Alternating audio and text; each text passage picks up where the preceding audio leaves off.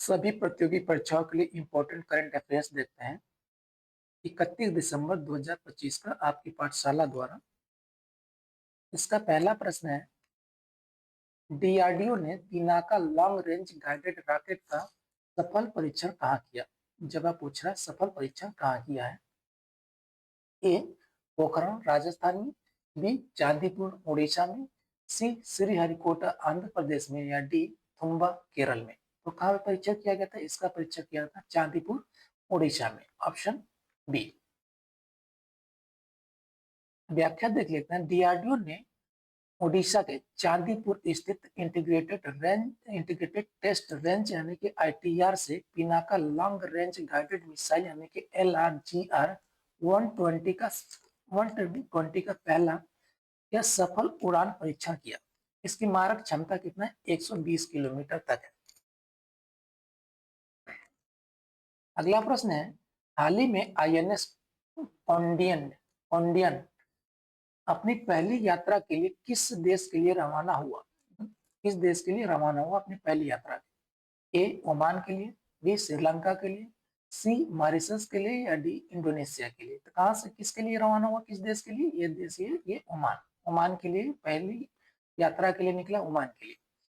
भारतीय नौसेना का बिना इंजन वाला क्या है, ये खासियत क्या है? ये बिना इंजन वाला पोत आईएनएस वी कोंडियन गुजरात से ओमान के लिए, किसके? गुजरात से। कहां पे? गुजरात से निकला है, किसके लिए? ओमान के लिए रवाना हुआ। यह भारत की प्राचीनतम समुद्री विरासत को पुनर्जीवित करने की एक पहल है। अगला प्रश्न है, किस राज्य की पहली महिला मुख्य सचिव, और जो पहली महिला मुख्य सचिव यानी चीफ सेक्रेटरी के रूप में विनी महाजन को नियुक्त किया गया है? राज्य पूछ रहा है, किस राज्य की है? ए बिहार की, बी उड़ीसा की, सी झारखंड की, या डी मध्य प्रदेश की। कहाँ की? कहाँ की? ये उड़ीसा की। उड़ीसा राज्य की पहली महिला मुख्य सचिव के रूप में विनी महाजन को, क्या नाम? विनी महाजन को नियुक्त किया गया। ओडिशा सरकार ने प्रशासनिक सुधारों के तहत राज्य की पहली महिला मुख्य सचिव की नियुक्ति के साथ इतिहास रचा। अगला प्रश्न है, 1 जनवरी 2026 से किस देश के साथ भारतीय निर्यात पर सभी टैरिफ लाइनों पर शून्य शुल्क, क्या है? शून्य शुल्क यानी जीरो ड्यूटी लागू होगा।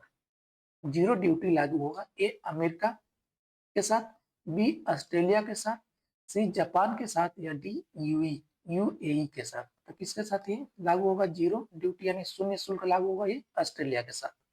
इसमें सभी टैरिफ लाइनों पे। व्याख्या देख लें। भारत ऑस्ट्रेलिया आर्थिक सहयोग और व्यापार समझौते यानी कि ECTA के तहत 1 जनवरी 2026 से भारतीय निर्यात के लिए सभी ऑस्ट्रेलियाई टैरिफ लाइनों पर कोई शुल्क नहीं लेगा। ठीक है।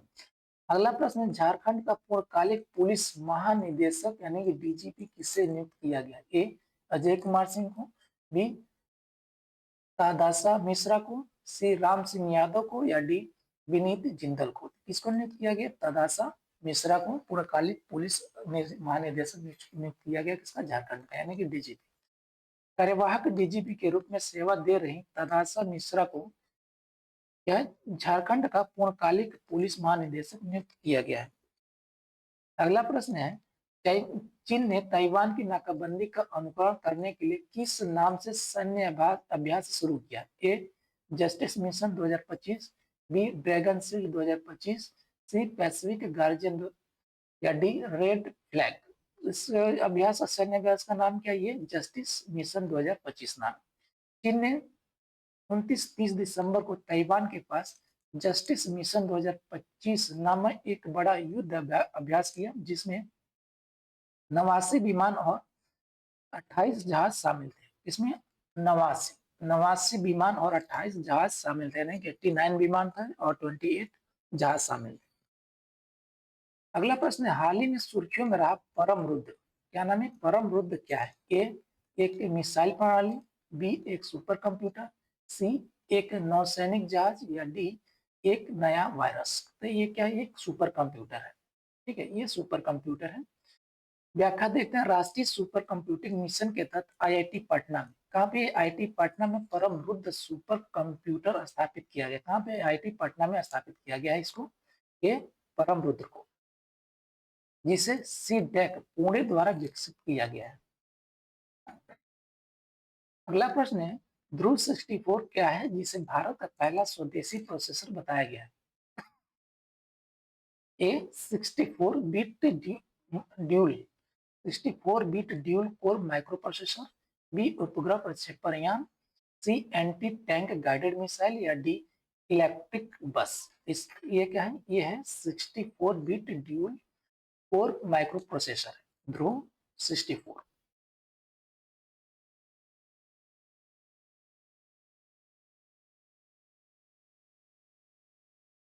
अगला प्रश्न है अगला प्रश्न ये उपग्रह सॉरी ये पढ़ दिया था ना। अब व्याख्या देखते हैं ध्रुव 64 भारत का पहला पूर्णतः स्वदेशी 1.0 gigahertz gigahertz 64 bit dual core micro processor है जो रक्षा और नागरिक उपयोग के लिए महत्वपूर्ण है। अगला प्रश्न है नागरिक उड्डयन मंत्रालय ने किन दो नई एयरलाइंस को संचालन के लिए एनओसी प्रदान की है। वैसे तो एनओसी इन्होंने 3 एयरलाइंस को प्रदान किए हैं, लेकिन क्वेश्चन यहाँ पे 2 को पूछ रहा है। ए अल हिंद एयर को और फ्लाई एक्सप्रेस, बी संख एयर और सहारा को, सी स्काई वॉक और पवन हंस को, या डी ब्लू डार्ट और एयर इंडिया एक्सप्रेस को। ये 2 नई एयरलाइंस है, कौन है, ए अल हिंद एयर को और फ्लाई एक्सप्रेस, एक तीसरा भी है संख एयर, ये संख एयर भी तीसरा है। ठीक है, सरकार ने इन 2 नई एयरलाइंस को अनुमति दी जो 2026 से अपना परिचालन शुरू कर सकती हैं।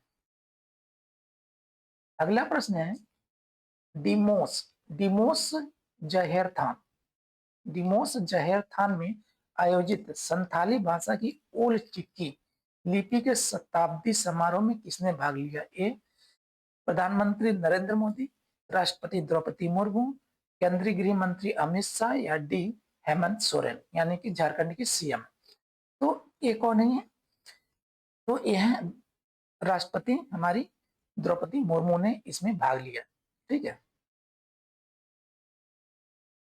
व्याख्या देख लेते हैं। राष्ट्रपति द्रौपदी मुर्मू ने झारखंड के जमशेदपुर, कहाँ पे, जमशेदपुर करांडी में ओल चिकी ओल चिकी लिपि के 100 वर्ष पूरे होने के उपलक्ष्य में आयोजित समारोह में भाग लिया। अगला प्रश्न है इस देश ने हाल ही में कनाडा की नौसेना, किसके, कनाडा की नौसेना को आतंकवादी संगठन घोषित किया। देश पूछ रहा है किसने कनाडा की नौसेना को आतंकवादी घोषित किया है। ए रूस ने, बी ईरान ने, सी उत्तर कोरिया ने, या डी चीन ने। तो ये देश है कौन, ये देश है ईरान, जिसने कनाडा की नौसेना को आतंकवादी संगठन घोषित किया। राजनयिक तनाव के बीच ईरान ने आधिकारिक तौर पर कनाडाई नौसेना को एक आतंकवादी इकाई के रूप में सूचीबद्ध किया है। अगला प्रश्न है माका द्वारा सम्मानित होने वाले पहले भारतीय चित्रकार कौन बने। ए झांग डामो, बी सुबोध गुप्ता, सी सतीश गुजराल, या डी एम.एफ. हुसैन। तो कौन है बने ये पहले भारतीय झांग डामो माका यानी कि museum of art and contemporary art द्वारा सम्मानित होने वाले पहले चित्रकार बने, भारतीय चित्रकार बने, पहले भारतीय चित्रकार है। ठीक है, पहले भारतीय चित्रकार है। अगला प्रश्न है हाल ही में ह्यू मारिस का निधन हो गया, वे किस खेल से जुड़े थे, किस खेल से जुड़े थे ये पूछा जा रहा है। ठीक है, ये फुटबॉल से, बी क्रिकेट से, सी हॉकी से, या डी टेनिस से। किस ठीक है, ये खेल से, ये क्रिकेट से संबंधित है, किसे, क्रिकेट से। व्याख्या देख लेते हैं। इंग्लैंड के पूर्व सलामी बल्लेबाज क्या है, बल्लेबाज और ईसीबी क्या है, ए ई सी बी। ईसीबी के पूर्व निदेशक ह्यूज मारिस का कैंसर के कारण ह्यू मारिस का कैंसर के कारण 61 वर्ष की आयु में निधन हो गया। अगला प्रश्न है नई दिल्ली में आयोजित एंटी टेरर कॉन्फ्रेंस का उद्घाटन किसने किया। ए राजनाथ सिंह, ये रक्षा मंत्री है क्यों नहीं है? ये रक्षा मंत्री है, रक्षा मंत्री, ठीक है। अमित शाह, ये गृह मंत्री हैं, गृह मंत्री, ठीक है। एस जयशंकर, ये क्या है? विदेश मंत्री हैं, विदेश मंत्री। और ये अजीत कुमार है, ये एएनएस से है, ठीक है। तो ऑप्शन ए है Rajnath Singh, B Amit Shah, C S Jaishankar या डी अजीत डोभाल। तो इसका उद्घाटन किया था एंटी टेरर कॉन्फ्रेंस का, ये है अमित शाह ने। व्याख्या दे, केंद्रीय गृह मंत्री अमित शाह ने आतंकवाद विरोधी चुनौतियों और सुरक्षा पर चर्चा के लिए दिल्ली में इस सम्मेलन का उद्घाटन किया। अगला प्रश्न है, भारत की इंटरमीडिएट रेंज बैलिस्टिक मिसाइल के4 की मारक क्षमता कितनी है? के4 की मारक क्षमता पूछ रहे हैं, इसका रेंज पूछ रहा है। ए 2500 किलोमीटर, बी 3500 किलोमीटर, सी 5000 किलोमीटर या डी 1500 किलोमीटर। तो इसकी मारक क्षमता कितनी है? इसकी मारक क्षमता है 3500 किलोमीटर, 3500 किलोमीटर इसकी मारक क्षमता है, ठीक है। व्याख्या देख लेते हैं। भारत ने हाल ही में के4 बैलिस्टिक मिसाइल का सफल परीक्षण किया, जो परमाणु सक्षम है और इसकी रेंज 3500 किलोमीटर है। थैंक यू जी, धन्यवाद।